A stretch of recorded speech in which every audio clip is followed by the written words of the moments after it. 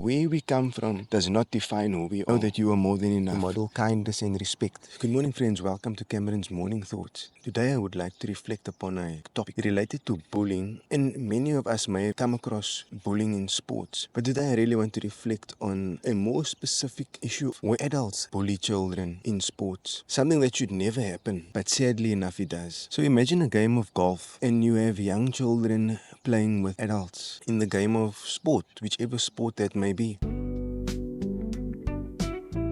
A 12-year-old was playing while the child was excited to learn and grow and actually to learn what it's like to play in competitions along with adults. Instead of the child being encouraged, they were met with mockery, dismissal, and unfair treatment. Isn't that sad? Imagine that was your child who experienced bullying by adults. Just imagine this. When a child makes a mistake or the shot is not the greatest and the child is being laughed at for the shot that they've taken. Or when they struck a tree trunk and all of a sudden that becomes a point when the child didn't even hit the golf ball. And this not in a friendly and a supportive way, but mockingly, in order to make the child feel smaller than what they are. Further to this, imagine that the child decides to take a shot, the first shot of the hole, and all of a sudden these adults start talking loudly, making the child hit a shot that is not the greatest. Then rushing the child along, saying, "You're playing too slow. We are playing ready golf." Needless to say, what I've witnessed, these adults were not playing ready golf. They were taking their time as well. I mean, it's golf after all. You have your time to take your shot and to focus so that you can hit a proper shot. This child ended up feeling defeated and defenseless. And even though this child's parents were around, these adults continued to break the child's spirit. Think for a moment.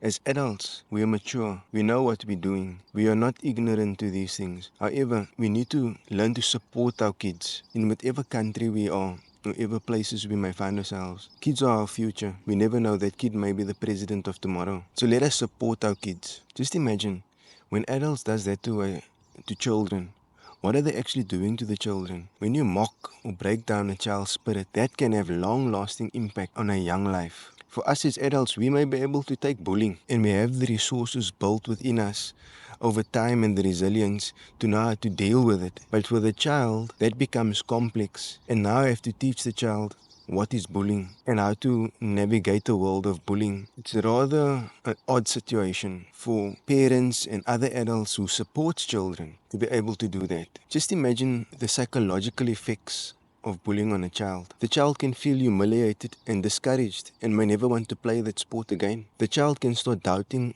their abilities, thinking, maybe I'm not good enough for the game. And in any sport, this could be the case. Over time, the child may even lose interest completely in the sport, in school, because they feel they lack talent because of what adults did to them. I think this is totally unacceptable. And this is just not only a bad day for their child, but it could potentially be a turning point in the child's life and for their love for the game. And who knows, maybe one day they also may become bullies because of what they may have experienced in their young life. So why do adults actually act this way? Sometimes it's just thoughtlessness. They think it's all a bunch of fun. Other times it's a power dynamic. Adults feel they are superior to children, and children are an easy target. But no matter what the reason, it's unacceptable behavior. As adults, our role is to mentor young kids, to guide and encourage them, not to tear them down. I've seen in other instances where adults are amazing, and I commend those adults when they're supporting children. So how can we prevent bullying or badgering of children? As adults, we need to model kindness and respect, especially in front of children. So sports organizations need to set up clear rules and boundaries against these sort of actions towards children, even if it is subtle. For example, teasing or ignoring. Speak up. Speak up against bullying. Call it out. When we are silent, we're actually saying these actions are okay. Encourage and don't discourage. Every child deserves to be valued, no matter what their skill level is. We need to make a space where children feel safe, respected and valued in all organizations and in all forms of life, whether it's in sport, whether it's in school, wherever that may be. The child has to feel valued and protected. And in this way they learn and grow, and they form a love for their school, for their academics, or their sport. In closing, remember that our words and our actions have power. So use them wisely. Use them to inspire. Use them to inspire, not to harm. And this doesn't even only apply to children. This applies to your colleague at work, to your friend at school, to those in social organizations, organizations that you may find yourself. Words have power, and use it wisely. And in all of these spaces, our kids are watching, and they're going to be modeling us. So don't take their love away for something that they enjoy doing. And I want to encourage kids listening to this. Don't let anyone take your love for something away because of their gripes or their jealousy of you as a young kid. You belong and you are more than enough. And bullying is not going to be tolerated. Let us build a culture where people come together and support one another, not tear one another apart.